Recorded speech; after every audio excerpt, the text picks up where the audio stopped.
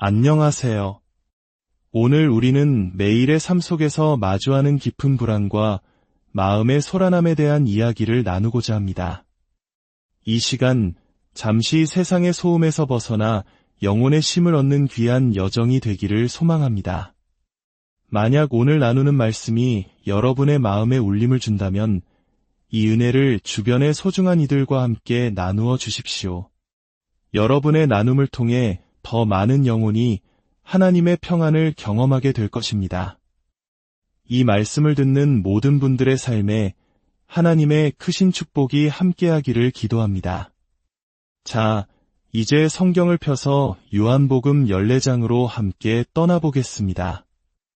오늘 저는 지난 몇 달간 여러 번 다루었던 주제를 다시 한번 깊이 있게 나누고자 합니다.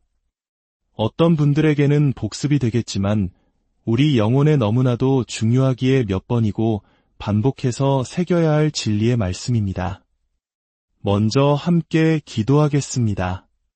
사랑의 하나님 아버지, 주 예수 그리스도의 이름으로 아버지 앞에 나아갑니다. 성령님을 통하여 우리의 구주이신 예수님을 더욱 깊이, 더욱 선명하게 알게 하여 주시옵소서.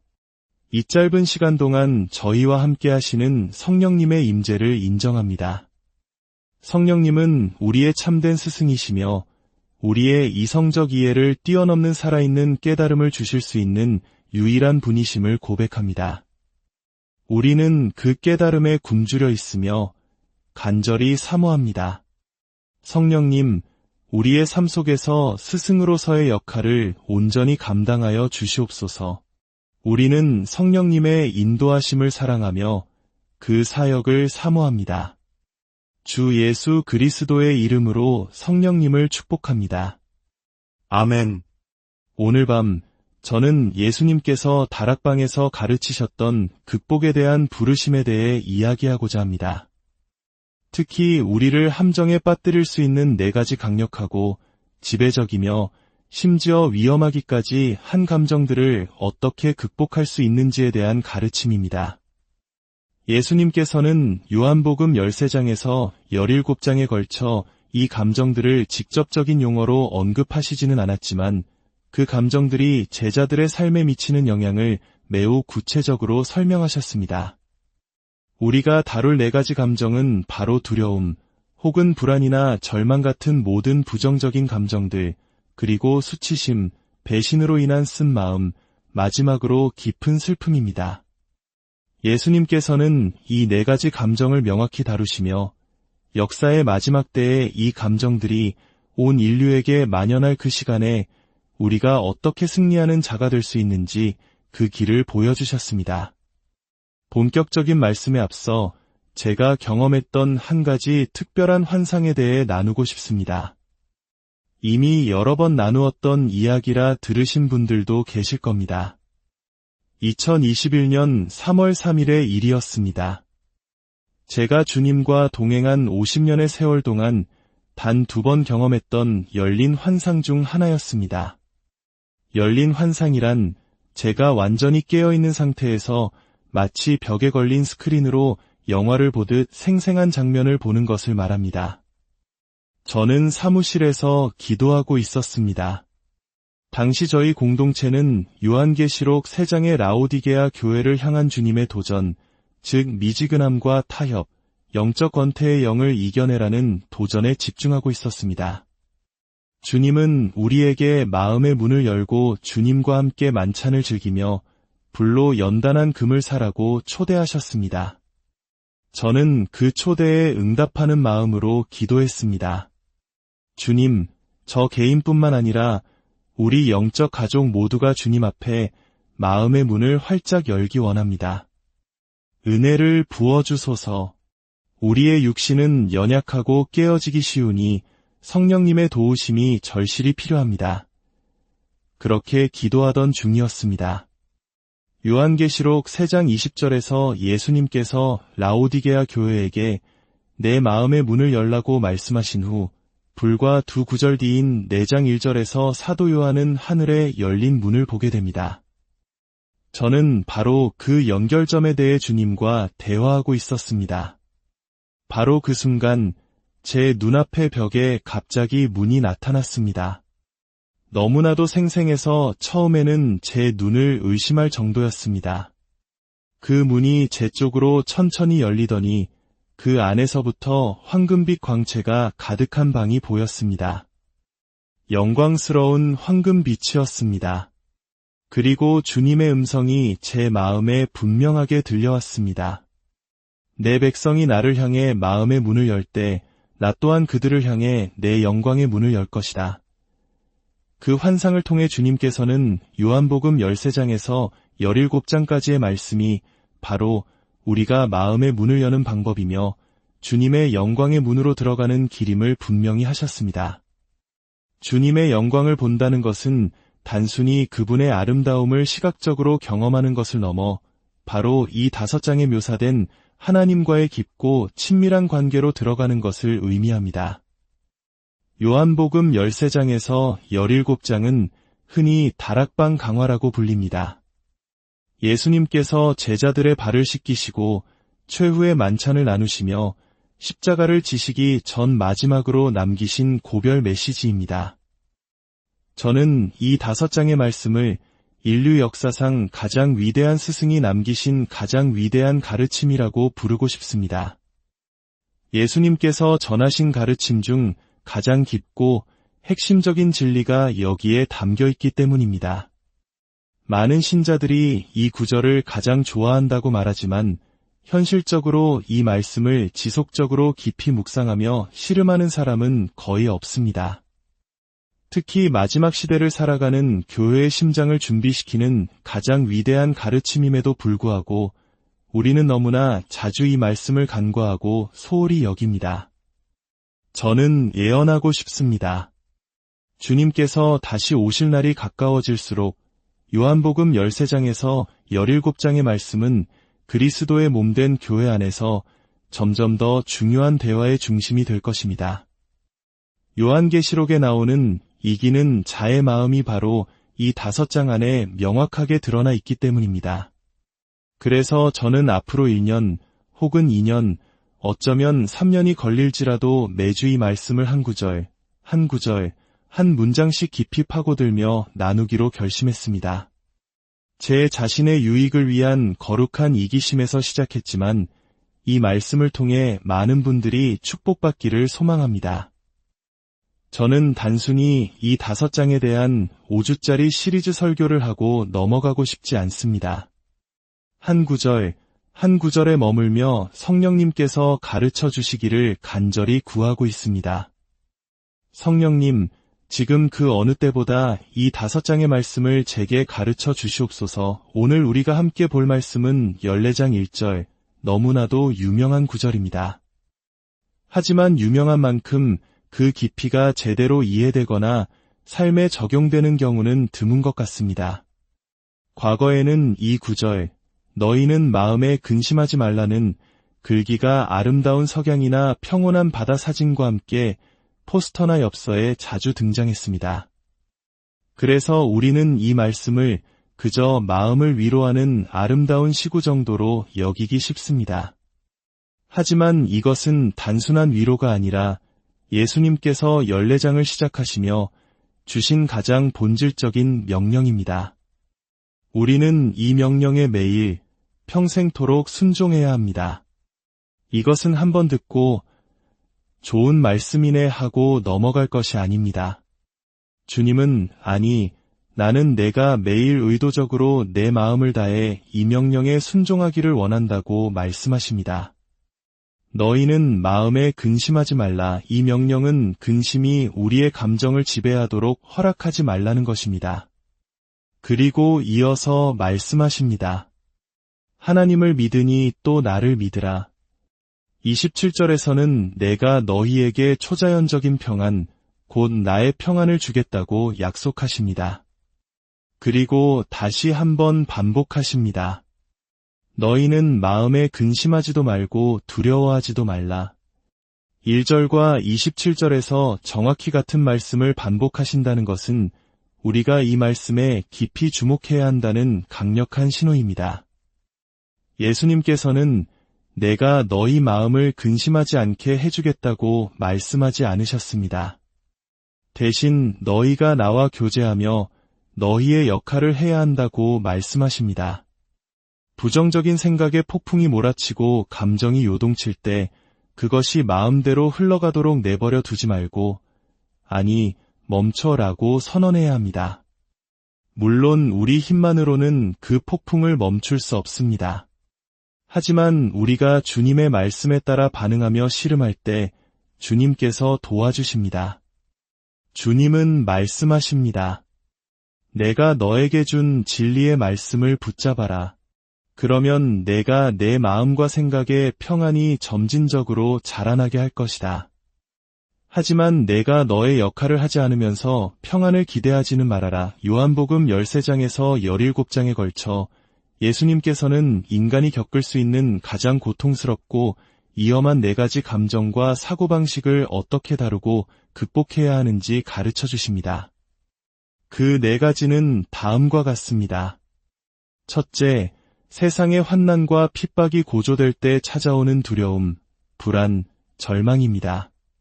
둘째, 개인적인 실패와 죄로 인한 깊은 수치심입니다. 셋째, 가족이나 친구처럼 사랑하는 사람에게 배신당할 때 겪는 쓴 마음입니다. 넷째, 사랑하는 사람의 죽음으로 인한 슬픔입니다. 이 가르침은 초대 교회 성도들에게 주신 것이지만 동시에 마지막 시대를 살아갈 우리를 위한 청사진이기도 합니다.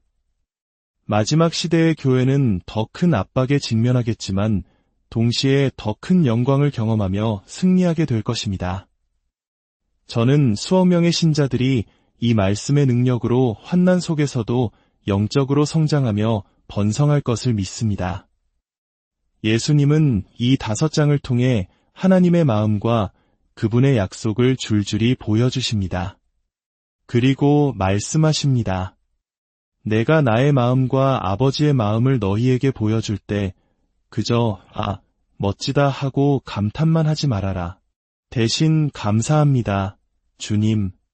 주님의 마음에 있는 것을 더 보여주세요라고 말하며 나와 대화하자. 기록된 하나님의 말씀이 살아계신 말씀이신 그분과의 대화가 될 때 우리의 내면은 변화되기 시작합니다.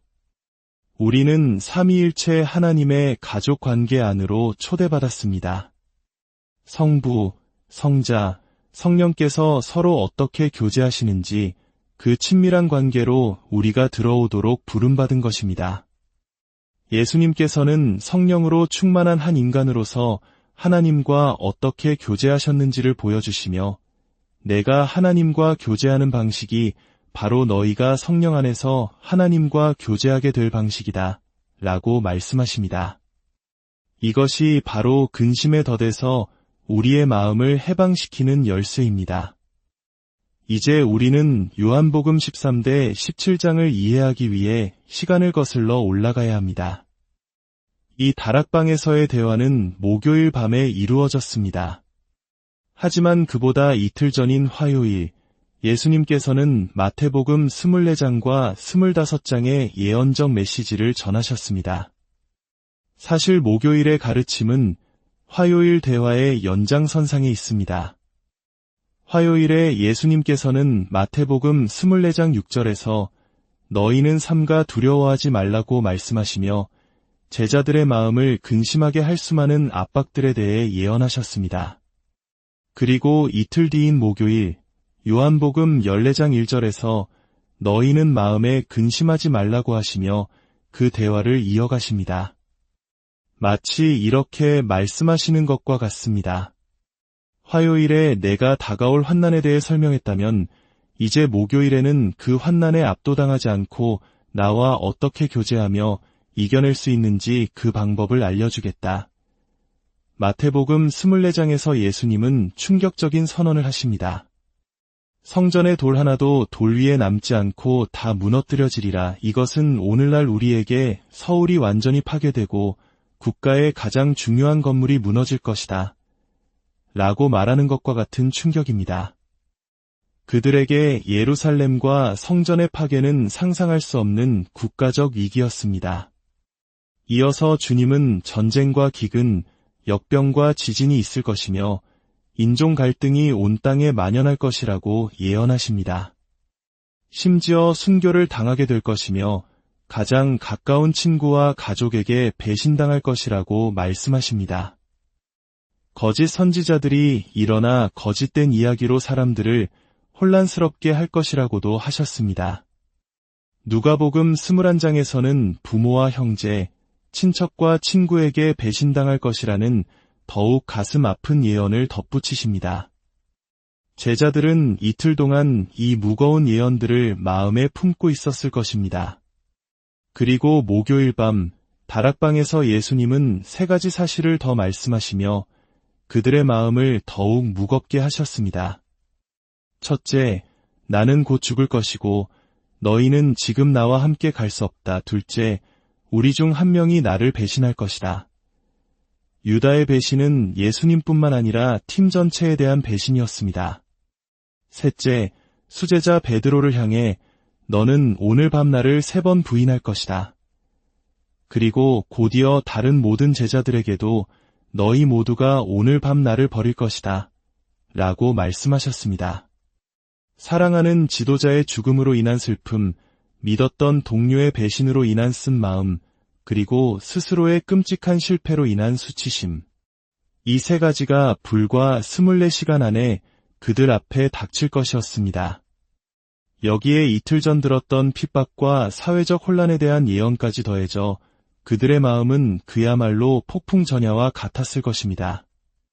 바로 그 순간 그 모든 근심의 이유들 한가운데서 예수님께서는 말씀하십니다.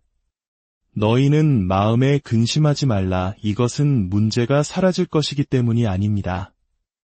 오히려 예수님은 그 문제들을 극복할 수 있는 8가지 중요한 진리를 제시하십니다. 첫 번째 진리는 예수님 자신에 대한 믿음입니다. 하나님을 믿으니 또 나를 믿으라. 이것은 구원을 위한 믿음을 말하는 것이 아닙니다. 제자들은 이미 주님을 믿고 따르고 있었습니다. 여기서 예수님의 의도는 이것입니다.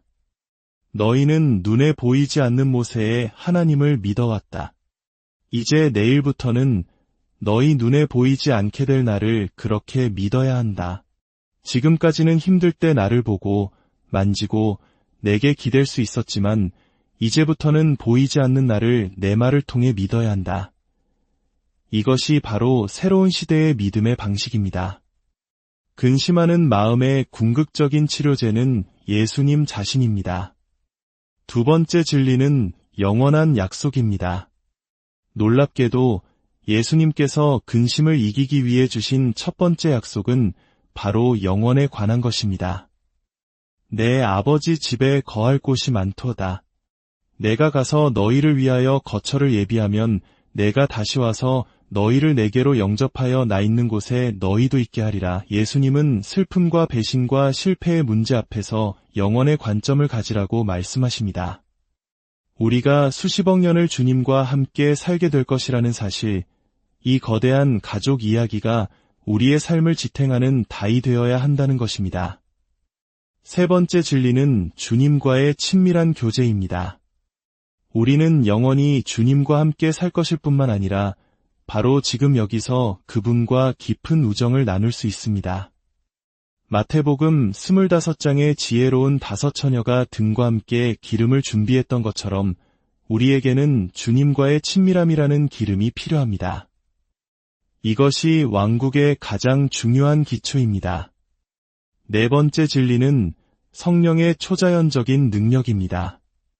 주님은 우리를 고아와 같이 버려두지 않으시고 보혜사 성령을 보내주시겠다고 약속하셨습니다. 성령님은 우리를 가르치시고 인도하시고 문을 열고 닫으시며 우리의 손과 말에 기름을 부어 다른 사람들을 만지게 하십니다. 다섯 번째 진리는 삼위일체 하나님의 사랑입니다. 예수님은 말씀하십니다. 아버지께서 나를 사랑하신 것 같이 나도 너희를 사랑하였으니 이것은 성경 전체에서 가장 심오한 진리 중 하나입니다. 성부 하나님이 성자 예수님을 어떻게 사랑하시는지 그 영원하고 무한한 기쁨과 사랑으로 우리를 사랑하신다는 것입니다. 마치 사랑이 넘치는 부모님 밑에서 자라는 아이가 안정감과 평안을 누리는 것처럼 우리가 성부와 성자의 사랑을 알 때 우리 영혼은 깊은 안식을 얻게 됩니다. 여섯 번째 진리는 기도 응답의 특권입니다. 우리는 하나님의 보좌에 나아가 우리의 필요를 아를 수 있는 접근권을 가졌습니다. 우리의 기도를 통해 하나님께서 우리의 상황을 바꾸시고 필요를 공급하십니다. 이 약속은 마지막 시대에 우리에게 생사와 직결된 문제가 될 것입니다. 일곱 번째 진리는 우리의 실패에 대한 예수님의 온유한 반응입니다. 이것은 아마도 가장 큰 위로가 되는 진리일 것입니다. 예수님은 베드로가 자신을 부인할 것을 아셨음에도 불구하고 그를 정죄하지 않으셨습니다. 오히려 내가 너를 위하여 내 믿음이 떨어지지 않기를 기도하였노니 너는 돌이킨 후에 내 형제를 굳게 하라고 말씀하셨습니다. 실패한 베드로를 다시 찾아가셔서 내 양을 먹이라고 3번이나 사명을 재확인시켜 주셨습니다. 주님은 우리의 실패보다 크시며 그분의 사랑은 우리의 연약함을 덮고도 남습니다. 여덟 번째 진리는 영원한 상급의 기쁨입니다. 우리가 이 땅에서 행한 아주 작은 선행, 심지어 냉수 한 그릇 대접한 것까지도 주님은 결코 잊지 않으시고 영원한 상급으로 갚아주신다고 약속하셨습니다. 이 상급은 다른 사람보다 더 높아지려는 교만한 동기가 아니라 우리가 이 땅에서 주님을 어떻게 사랑했는지에 대해 주님께서 당신의 기쁨을 표현하시는 방식입니다. 사랑하는 여러분, 예수님께서는 이 모든 보이지 않는 진리들을 믿으라고 말씀하십니다. 근심이 몰려올 때 문제의 파도만 바라보지 마십시오. 대신 이 영원한 진리들을 입으로 선포하며 주님과 대화하십시오. 감사합니다. 주님, 더 보여주세요. 우리의 마음을 괴롭히는 많은 문제들, 특히 수치심과 정죄감은 사탄의 끊임없는 참소에서 비롯됩니다. 사탄은 밤낮으로 우리를 고발하며 그 고발의 화살을 우리 자신의 입과 다른 사람들의 입을 통해 우리 마음에 꽂으려 합니다. 하지만 우리는 그 거짓말에 목소리를 내어주어서는 안 됩니다. 하나님께서 우리에 대해 하시는 말씀을 선포해야 합니다. 비록 우리가 넘어졌을지라도 주님은 우리에게 말씀하십니다. 너는 내 친구다. 너는 많은 열매를 맺을 것이다. 내가 아버지를 사랑하는 것처럼 너를 사랑한다. 일어나 내 형제들을 강하게 하라. 주님은 우리를 결코 포기하지 않으십니다. 주님은 우리가 우리 자신을 보는 것과 다르게 우리를 보십니다. 그분은 우리를 향한 선하고 친절한 생각들로 가득 차 있으십니다. 이제 함께 주님 앞에 서서 기도합시다. 보이지 않는 이 진리들을 믿음으로 붙잡읍시다. 사랑의 하나님 아버지, 예수님, 성령님, 우리는 주님을 사랑합니다. 주님의 리더십을 신뢰합니다. 요한복음 13장에서 17장까지의 이 귀한 말씀을 주심에 감사합니다. 주님, 우리의 연약함을 아시오니 근심의 파도가 덮쳐올 때 이 진리의 말씀들을 기억나게 하시고 그 말씀을 붙잡고 주님과 대화하며 승리하게 하여 주시옵소서. 사탄의 모든 거짓된 참소를 예수 그리스도의 이름으로 대적합니다. 우리를 향한 하나님의 사랑과 그분의 신실하심이 우리의 유일한 영광이요 힘임을 고백합니다. 우리 각 사람의 마음을 하나님의 영광으로 관씌워 주시고 주님의 평안으로 채워주시옵소서. 우리는 주님의 것이며 주님은 영원히 우리의 하나님이십니다. 예수 그리스도의 이름으로 기도합니다.